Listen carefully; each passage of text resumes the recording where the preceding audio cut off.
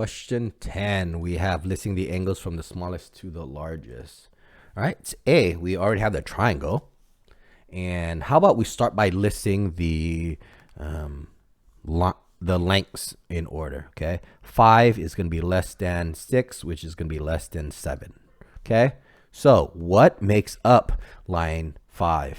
Well, its opposite is angle B, so we can say angle B, right? That looks like a weird angle symbol, angle B, okay? Then the 6 is related to opposite to angle A, so this is angle A.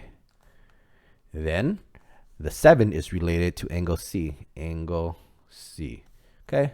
So we can say that angle B is less than angle A, which is less than angle C. I know it looks weird. The angle symbols look weird, but right, so there you go. Right, it's in that order, okay?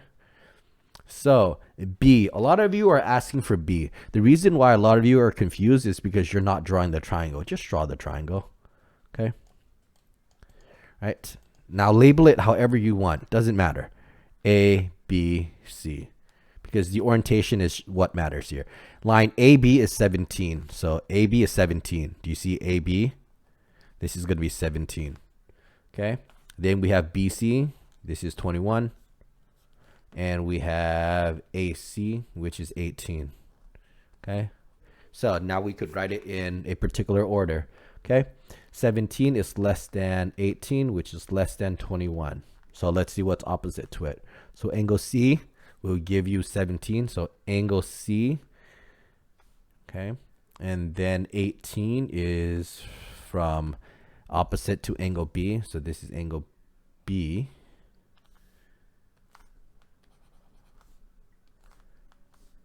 And then we have 21, which was opposite to angle A.